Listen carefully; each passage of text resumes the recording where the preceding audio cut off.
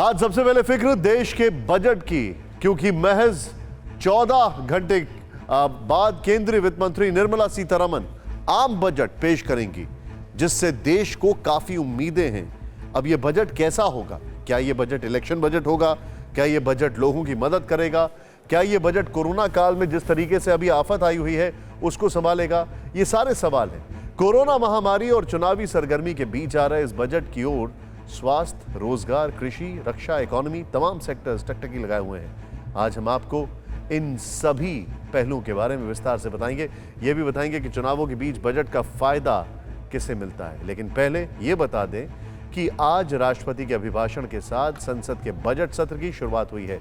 संसद में राष्ट्रपति का संबोधन युवाओं और डिजिटल इंडिया पर केंद्रित रहा है। राष्ट्रपति रामनाथ कोविंद ने कहा है कि सरकार के निरंतर प्रयासों से भारत एक बार फिर विश्व की सर्वाधिक तेजी से विकसित हो रही अर्थव्यवस्थाओं में से एक बन गया है। 52 मिनट के अभिभाषण में राष्ट्रपति ने किसान, ट्रिपल तलाक, सफल कोविड वैक्सीनेशन और डिफेंस सेक्टर में आत्मनिर्भरता की भी बात कही है।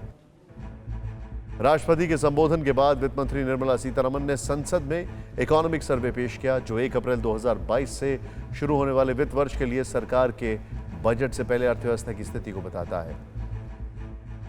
इस सब के बीच आपको बताना चाहेंगे कि इकोनॉमिक सर्वे में वित्त मंत्री वित्त वर्ष 2022-23 के लिए 8 से 8.5% विकास दर का अनुमान लगाया गया है, जबकि 2021-22 में रियल टर्म ग्रोथ 9.2% रहने का अनुमान है।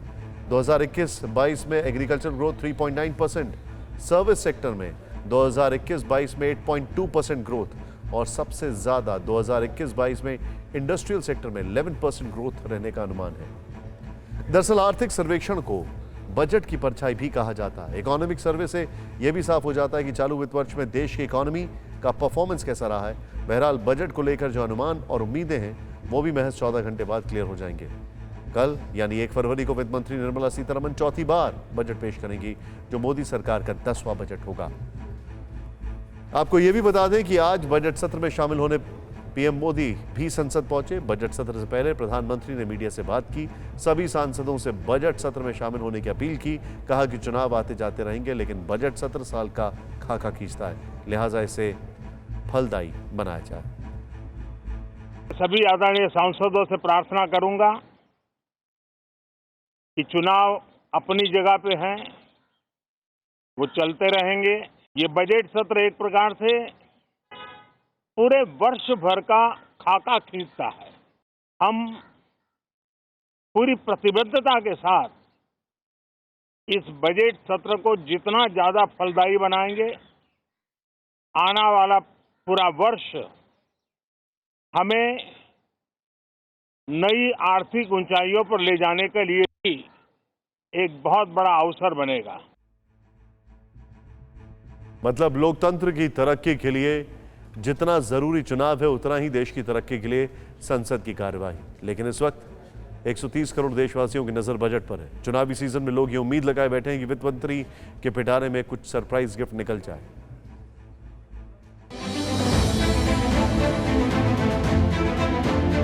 महंगाई, कृषि, रक्षा, स्वास्थ्य, रोजगार, इंफ्रास्ट्रक्चर, रियल एस्टेट, टैक्स, ऐसे कई सेक्टर्स हैं जो इस बजट से बूस्टर डोज की आस लगाए बैठे हैं। हालांकि इसकी तस्वीर तभी साफ होगी जब कल यानी 1 फरवरी को वित्त मंत्री निर्मला सीतारमण बजट पेश करेंगी। हालांकि कोरोना महामारी और चुनावी दंगल के बीच जिन घोषणाओं और राहत पैकेज की उम्मीद की जा रही है, उस बजट फाइल को हम अभी पलट कर देख लेते हैं।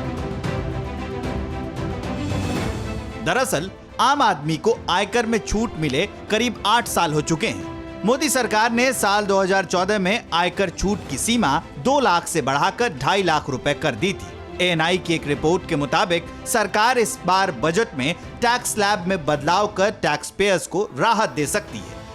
जानकार भी अनुमान लगा रहे हैं कि मूल आयकर छूट सीमा को 2.5 लाख से बढ़ाकर 3 लाख किया जा सकता है। वरिष्ठ नागरिकों के लिए टैक्स स्लैब मौजूदा 3 लाख से बढ़ाकर 3.5 लाख करने की संभावना है। बजट 2022 से उम्मीदें ये भी हैं कि लाइफ इंश्योरेंस को इनकम टैक्स एक्ट के सेक्शन 80C से बाहर किया जा सकता है और इंश्योरेंस सेक्टर के लिए कोई एक लिमिट बढ़ाई जा सकती है। लाइफ इंश्योरेंस और मेडिक्लेम इंश्योरेंस दोनों को नई कैटेगरी के तहत जोड़ा जा सकता है। या फिर 80C की लिमिट को ओवरऑल बढ़ाया जा सकता है। ऐसा होने पर लगभग ज्यादातर करदाताओं को बड़ा फायदा होगा। इस बार के बजट में इंश्योरेंस या मेडिकल प्रीमियर पर लगने वाले जीएसटी कम करने की उम्मीद भी करदाताओं को है। वित्त मंत्रालय के सूत्रों के हवाले से खबर है कि बजट 2022 में इसका ऐलान हो सकता है। बीमा प्रीमियम पर लगाए जा रहे 18% जीएसटी को कम करके 5% तक किया जा सकता है। जीएसटी कम करके ज्यादा से ज्यादा लोगों को बीमा योजनाओं को चुनने का प्रोत्साहन दिया जा सकता है।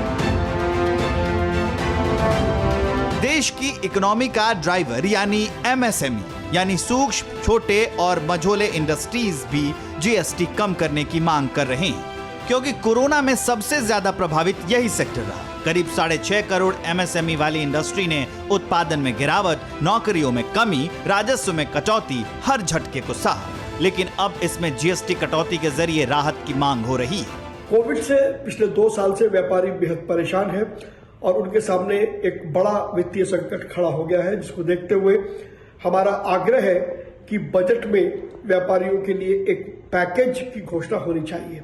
वहीं जीएसटी को लगे 4 साल हो गए हैं, लेकिन जीएसटी सबसे पेचीदा कानून देश में बन गया है।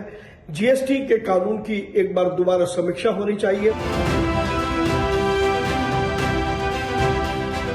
एमएसएमई सेक्टर को डिजिटल किए जाने पर भी विचार किया जा रहा है। एक्सपर्ट्स के मुताबिक डिजिटल इंडिया को बढ़ावा देने, कर संचार को सरल बनाने और लैंड लेबर लॉ में सुधार से ईज ऑफ डूइंग बिजनेस को बढ़ावा मिलेगा। चूंकि वित्त वर्ष 2021-2022 के दौरान इकोनॉमी में शानदार ग्रोथ नजर आई, तो अगर सरकार रिफॉर्म बनाए रखती है तो इससे 2022 में भी रिकवरी तेज होगी। इकोनॉमी बूस्टर का टेम्पो बना रहेगा।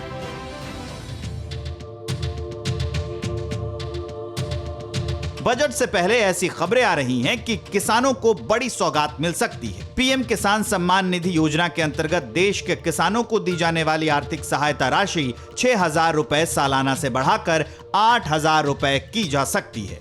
2 चीज़ों की संभावना बनती दिखती है। एक संभावना ये कि सरकार शायद किसान सम्मान निधि की राशि में थोड़ी बहुत बढ़ोतरी कर सकती है, महंगाई को देखते हुए और किसानों को जो हुए नुकसान हैं उनको देखते हुए, एक चीज़ ये। और दूसरा, अगर सरकार के पास बजट में पैसा उपलब्ध हुआ तो शायद कुछ पैसा जो ई श्रम पोर्टल में लोग रजिस्टर हुए हैं, करीब 21 लाख करोड़ लेबर, उनके लिए कोई स्कीम लाने की बात हो सकती है। हालांकि ये भी संभावना है, इसलिए इसका एक दूसरा पहलू ये है कि शायद सरकार सीधे मदद देने के बजाय उन परियोजनाओं में निवेश करने की कोशिश करे जहां कैपिटल इन्वेस्टमेंट होता है, जहां से जॉब्स आए या नौकरियां आए। कोरोना महामारी के बीच बजट से हेल्थ केयर सेक्टर को आवंटन बढ़ाने की उम्मीद है। इसके साथ ही फार्मास्यूटिकल इंडस्ट्रीज में व्यापार प्रक्रियाओं को आसान बनाने की मांग भी की गई है। बात करें सिर के ऊपर छत की, तो इस बजट से किफायती घर खरीदारों को राहत मिल सकती है। सरकार बजट 2022 में अफोर्डेबल हाउसिंग के तहत पहली बार घर खरीदने वालों को ब्याज पर मिलने वाली अतिरिक्त छूट को 1 साल के लिए बढ़ा सकती है। तो आपने बजट से पहले लेखा जोखा देखा, एक्सपर्ट्स की नजर से जाना कि देश का जो बजट है वो कैसा होना चाहिए। अब आम लोगों से सुनिए कि आम बजट कैसा हो जो 130 करोड़ आबादी को सशक्त बनाए। बेरोजगार के सिलसिले में काम करें, स्किल डेवलपमेंट के सिलसिले में काम करें, और दूसरा एजुकेशन, स्पेशली जो सैलरीड क्लास है या फिर जो लोग जिनको जो बाकी के रिबेट्स होते हैं जो बिजनेस क्लास को होते हैं, और बाकी जो कंसेशंस, रिबेट्स और जितने भी डिडक्शंस होते हैं वो सारे सैलरी क्लास के लिए और इंक्रीज हो। हम जो टैक्स और जो रिटर्न्स फाइल करते हैं वो कुछ हमारे को राहत मिली जाए। इसमें बेसिक चीजें, खाने पीने की चीजों की, जैसे दाल हो गई, सब्जियां हो गई, राइस हो गया, आटा हो गया, और भी बाकी जितनी भी खाने की चीजें बेसिकली उसकी प्राइस जितना हो सके कम कर, ताकि मिडिल क्लास फैमिली उसको अफोर्ड कर सके, ताकि लोग सर्वाइव कर सके। मिडिल क्लास के लिए थोड़ा सा रिबेट वगैरह मिले सैलरी पर्सन को। बाकी कोविड में काफ़ी नौकरी चली गई है तो उनके लिए कुछ निकले, कुछ बोले गवर्नमेंट, उनके बारे में कुछ सोचे। बजट में यही उम्मीदें हैं कि जो बेसिक ज़रूरतें हैं उसमें टैक्स और कम कर दें। तो अच्छा रहेगा। डेली जरूरतों का भी जीवन यापन के लिए जो होता है दाल चावल हल्का फुल्का सामान, तो वो उनके लिए वो बजट हल्का आए। एज के मुताबिक 70 के बाद कोई बिजनेसमैन का इंश्योरेंस नहीं होता है, कुछ नहीं होता है। गवर्नमेंट की तरफ से हो कि सीनियर सिटीजन को कुछ इंश्योरेंस बेनिफिट मिले। देश और राष्ट्र के लिए हम लोग, हमारा व्यक्तिगत कोई अपना उम्मीद नहीं है। हम देश समाज में रहते हैं तो राष्ट्र के हित में, जो देश के हित में होगा, उस दृष्टिकोण से इनका बजट बहुत बढ़िया होगा। चूंकि इस बार बजट चुनावी मौसम के बीच आ रहा है, बजट के 9 दिन बाद यूपी, पंजाब समेत 5 राज्यों में चुनाव हो रहे हैं। ऐसे में लोक लुभावन बजट के कयास लगाए जा रहे हैं। पॉसिबिलिटी है। वैसे आपको बता दें कि पहली बार नहीं है कि चुनाव के बीच बजट आ रहा है। पश्चिम बंगाल, तमिलनाडु, असम, केरल, पुडुचेरी, उत्तर प्रदेश, पंजाब, उत्तराखंड, मणिपुर, गोवा, उड़ीसा, सिक्किम, आंध्र प्रदेश और अरुणाचल प्रदेश, ये वो 14 राज्य हैं जहां आम बजट के आगे पीछे ही चुनाव होते हैं, लेकिन जो परिणाम आते हैं वो चौंकाने वाले होते हैं। एक अखबार की रिपोर्ट के मुताबिक आम बजट के ठीक बाद हुए 42 चुनावों में से 18 में उस पार्टी की सरकार नहीं बनी जो पहले से सत्ता में थी। 13 चुनावों में सत्तारूढ़ पार्टी को फायदा हुआ और 11 बार अगर बात की जाए तो बजट का नतीजों पर कोई असर नहीं पड़ा। 18 चुनावों में नुकसान हुआ, 15 बार अगर कहा जाए कांग्रेस, 3 बार बीजेपी को झटका लगा। वहीं जिन 13 चुनावों में फायदा हुआ उनमें 9 बार बीजेपी और 4 बार कांग्रेस की हिस्सेदारी रही। तो देखा आपने, आम बजट का चुनाव पर बहुत ज्यादा असर नहीं दिखा, लेकिन फिर भी साल 2017 में विपक्ष ने यह मुद्दा उठाया, सुप्रीम कोर्ट में बजट डालने की याचिका लगाई, जिसे सुप्रीम कोर्ट ने यह कहते हुए खारिज कर दिया कि बजट पेश करने से राज्यों के चुनाव पर कोई असर नहीं पड़ेगा। हालांकि 2017 में ही चुनाव आयोग ने निर्देश दिए कि बजट में वोटरों को प्रभावित करने वाली घोषणाएं न की जाए, चुनावी राज्यों से जुड़ी केंद्र सरकार की उपलब्धियों का जिक्र न किया जाए।